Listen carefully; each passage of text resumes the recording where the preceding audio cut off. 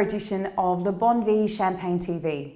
My name is Kayla Kirkpatrick, and today I'm going to introduce you to one of my more preferred champagne houses, if I can say that, and to one of the interesting champagnes that they produce.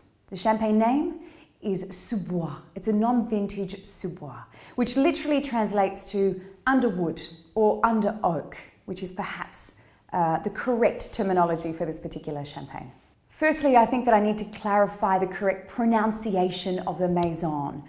Bilka-Samon is the correct pronunciation, more often referred to as Billicart. It is Bilka-Samon. The maison founded in 1818 with the marriage of Nicolas Francois Bilka and Elizabeth Samon. So still family owned and nearly 200 years of history.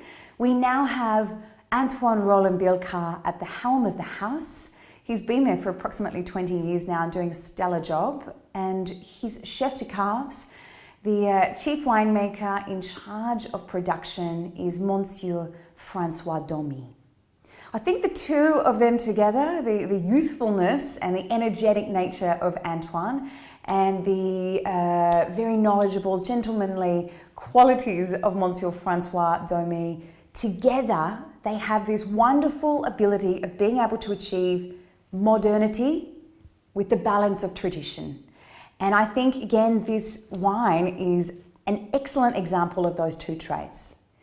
The champagne is actually produced the way the monks produced the champagne, and that is its entire vinification being within oak barrel, and then of course its continued aging being underwood also, hence the name Sous-Bois.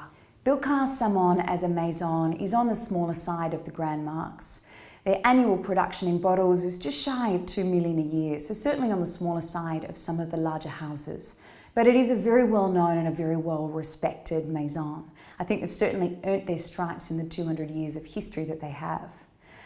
They've got a real focus on quality. They've got a mandate of achieving excellence. Their low output of wine and the larger accessibility that they have to premier grapes, which is something that the house has always tried to achieve. The finest selection of grapes to be the base of excellent cuvées is testament to the wines that they produce.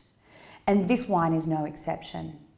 Francois Domy, from what I understand, is quite meticulous in the cellar, even down to very, very, very fine adjustments to the dosage. It's a continual process of trial and error.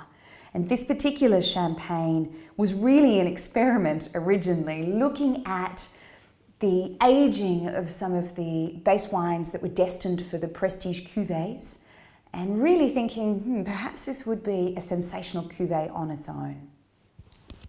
I'd like to draw your attention to the label. Now, it is quite bold, and I must admit, when this label was first released a few years ago, this wild, swirling chocolate brown colour, which is reminiscent, I suppose, of the grain of timber, I wasn't particularly fond of it, but I must admit, like all things, with time, it's grown on me, and I actually really like it now. But more to the point, I really enjoy this particular champagne. Now, the production of this cuvée, I believe, really sparked from the idea of Antoine and Francois experimenting with aging some of the base wines for the top cuvées of the house in oak barrels. Now, of course, dating back to the 1600s, 1700s, and through to the 1800s, there was no alternative but to age champagne in oak barrels. This was the way the monks used to do it, and of course this continued until we had the creation of the stainless steel vats, which were of course easier to control in terms of climate and the temperature of the tank, even the topping up of the wines and the maintenance of the wines, eliminating any issues in temperature and the fluctuations between and the variations between certain barrels and certain cuvées. The stainless steel was easier to clean, it was easier to manage. In the 1950s and in the 1960s, a lot of the maisons within Champagne started to phase out the use of oak aging and fermentation of their cuvées. And many of the houses, by the time we reached the 70s and the 80s, were only fermenting in stainless steel vats. Again, stainless steel vats are certainly still used within the house of Bilka Salmon, but this particular cuvée is entirely fermented in oak barrel and subsequently aged in oak barrel. Now, the use of oak adds some interest to the wine. It changes the aromatic profile of the wine. It changes the body and the texture of the wine within your mouth. Some of the expectant aromas that we would see from aging our wine in oak, the vanilla, the spice, the nougat, the butterscotch, the creamier, richer, fuller characteristics that are reminiscent of aging in oak.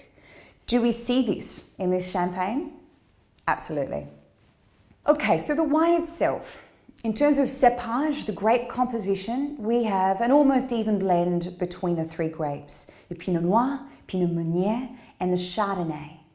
The wine is completely fermented in a 225 litre barrique. It stays there for about 6 months before it goes through the assemblage, and then it goes into another barrel, a 225 litre barrique, where it stays somewhere between 4 and 6 years. The wine goes through the process of batonnage. Batonnage is a process where they're stirring the lees, the dead yeast, within the barrel to give more richness and texture to the wine. Now, to talk about the appearance of this particular champagne, it is a rich golden yellow colour. It's a type of colour that I would expect on a champagne that's been aged somewhere in the vicinity of 10 to 12 years. On this particular bottle, the mousse is incredibly fine, but it's a little subtle. I would have it a guess that the bottle is not 100%, although there's no impact on the aromatic profile whatsoever, but the mousse is a little less vivacious than what I would expect. The aroma of this champagne. Now, with wood we have, and the use of oak in wine, we have a change in the aromatic profile than a champagne that's been aged purely in stainless steel. We have an interchange with the wood.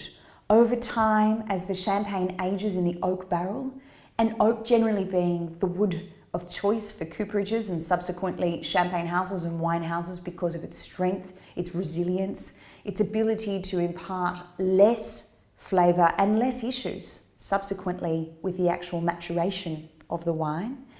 It does tend to provide a richness and a powerfulness, these beautiful rich vanilla notes that we expect to see. On first opening this champagne and pouring it into the glass, the aroma bounds out. It's very rich, it's very intense, it's very powerful. The first notes for me were quite sophisticated. It was a strawberry and a red ripe fruit characteristic, quite elegant notes. But then, as expected, this overwhelming, delicious wave of butterscotch. Incredibly decadent. It was very, very rich, and followed by vanilla and a little bit of spice, a little bit of white pepper and a little bit of spice. There's also some sweet, ripe banana and that creamy vanilla characteristic, which is absolutely beautiful. Something that is absent in the wine for me today that is normally present in this wine is more balance between the richness, the powerful, creamy vanilla, nougat, butterscotch notes. It does still have a line of acidity which is not presenting itself for me today. The wine is more vinous for me today, more heavy than what I have experienced this wine to be, the freshness that I have experienced this wine on drinking this champagne with Antoine in France and on other tastings of this particular champagne. So it is perhaps a possibility that the bottle is not perfect. In subsequent years, Bilka have had some minor issues with the closure and with the freshness of their wines, recently moving to a diam closure. A diam essentially replicates the cork, having all the wonderful benefits of cork, but without the complexities, without the issues such as TCA and cork taint, which is reassuring. The wine fills the mouth. It has a wonderful weight, a wonderful length, and from front to back, it's got a richness, a silkiness, and a smoothness on the palate. It's a beautiful wine. It's certainly a wine that I would love to see partnered with food. The larger glass, again, is probably the vessel that you would want to be drinking the champagne out of. Certainly do not ever attempt to drink this wine in a straight, long-stem flute. I think it does need more air. In fact, I think all champagnes that have been aged under oak do benefit from having more air in the glass, drinking them slowly, and even drinking them a little bit warmer. I do love this wine. It's not as easy to find, of course, as the Bilquin Salmon Rosé, which is really the hallmark of the house, but I think it's certainly one that should be more widely available than what it is. It's certainly an interesting wine. There is a little bit of controversy amongst wine folk and connoisseurs about whether oak is the way to go or not. Champagne, of course, is an incredibly delicate wine, and sometimes the use of oak can be overpowering.